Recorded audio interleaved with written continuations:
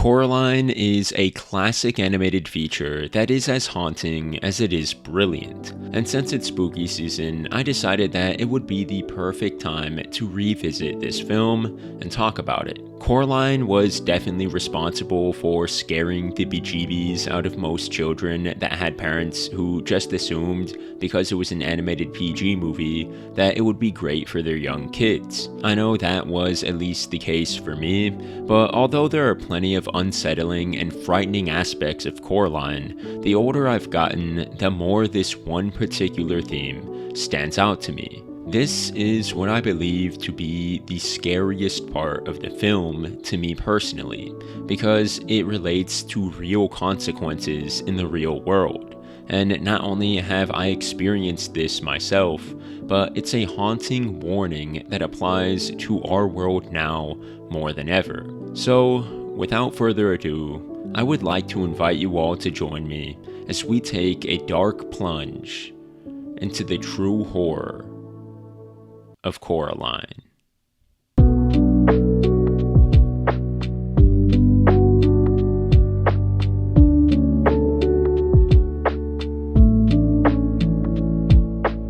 Upon my recent rewatches, I've continually noticed a strong, clear, and haunting theme present in Coraline, and that theme is escapism. Just so we're all on the same page, I'll quickly define the term. Escapism is the tendency to seek distraction and relief from unpleasant realities, especially by seeking entertainment or engaging in fantasy. First, I'll talk about how prevalent this theme is in the movie, and then I'll discuss what makes this theme so creepy and how this warning about the dangers of escapism is so necessary for the current world we live in. Let's start with the opening scene of Coraline. The movie opens with the beldam tactically dismantling it all and then constructing it to look like Coraline. I interpret this sequence as a behind-the-scenes look of how the illusion is created. The end result is a cute and innocent doll that Coraline can relate to,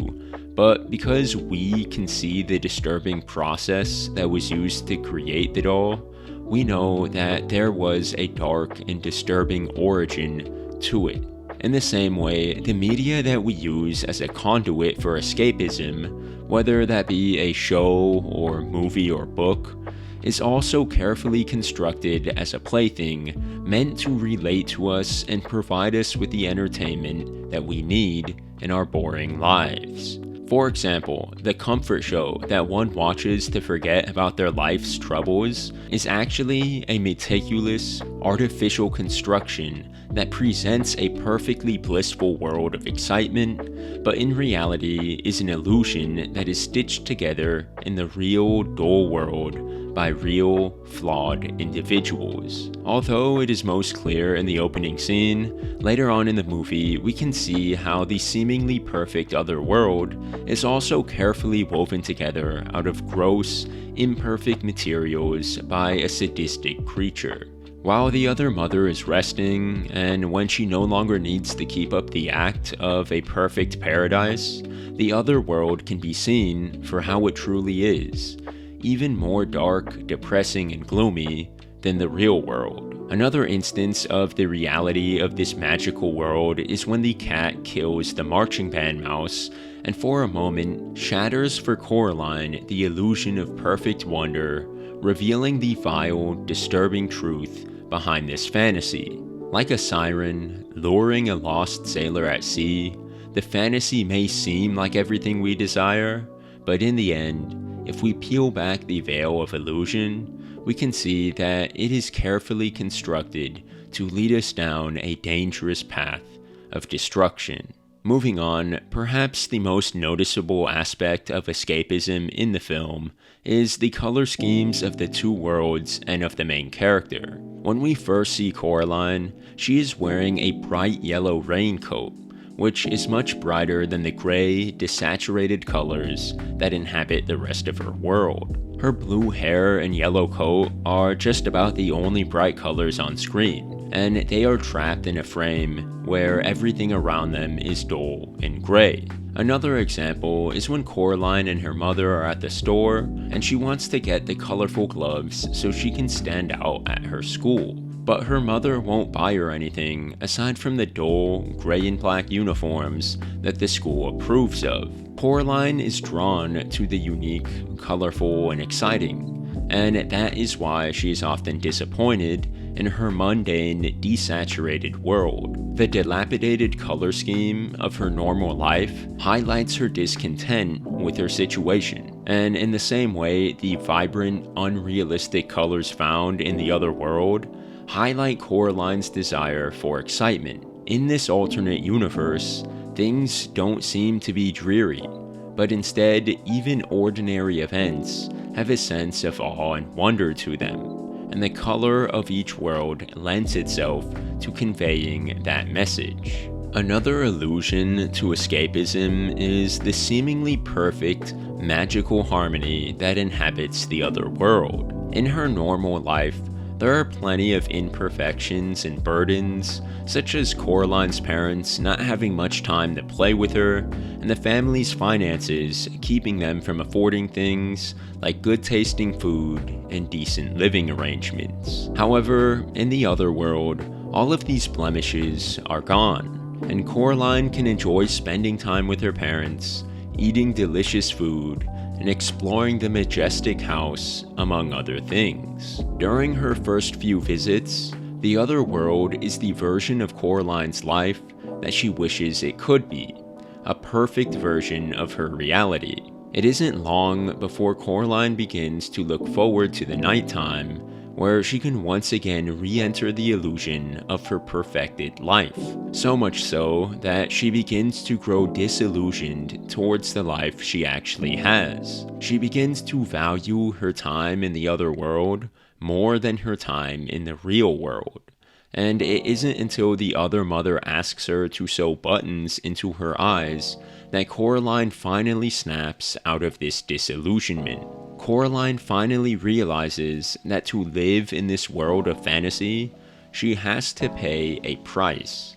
And it is fitting that the cost for staying in this world is her eyes. Eyes are how we mostly perceive the world around us, and by asking Coraline to give up her eyes, the beldam, or the other mother, is asking Coraline to essentially give up her perception of reality. This is all too similar to the consequences of becoming addicted to escapism.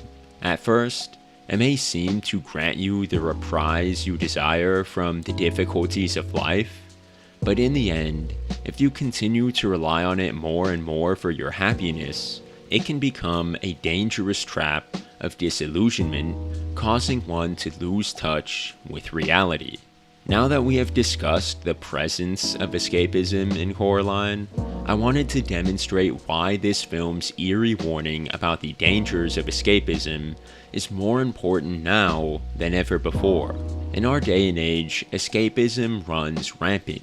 Many people trudge through their dull daily lives, but where they find their contentment and happiness is not in their life, but rather in another world. This world can take many forms: the story world of a book, or show, or movie, or video game, or even the world of a celebrity or influencer. People begin to obsess over these fantasies, growing overly attached to them, all the way to the point that they begin to spend all their free time in the real world, investing it in a make-believe world that doesn't actually exist. Oftentimes, these fantasy worlds provide people with what they feel like they are lacking in their real lives, such as excitement, adventure, love, romance, or companionship.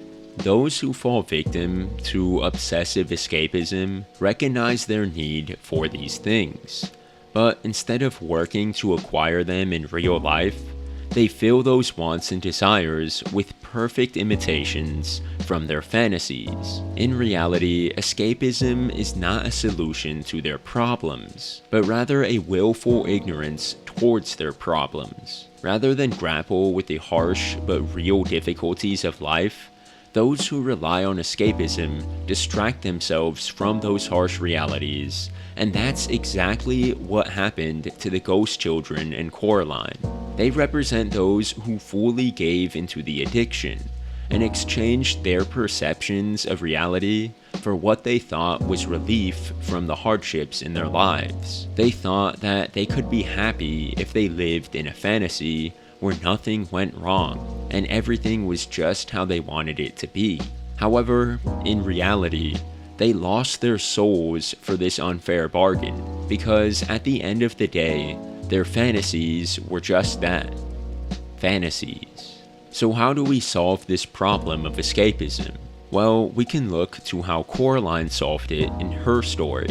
At the end of the film, we see that Coraline has grown to have an appreciation for the one real life she has, despite all of its flaws and shortcomings. She decides to make the best of her life, looking at her life with a new perspective, which is expertly conveyed through the way that color now populates the real-world environment around her during the final scene of the movie. Not to the extreme and excess like the colors in the other world, but in a healthy balance. At the end of the day, no, her life is not a perfect fantasy, but it is still good, and most importantly, it is real. And that's the lesson we can take away from Coraline, that while our lives may not always go the way we want them to, we should remember that we can never control what happens to us, but we can always control how we react to it.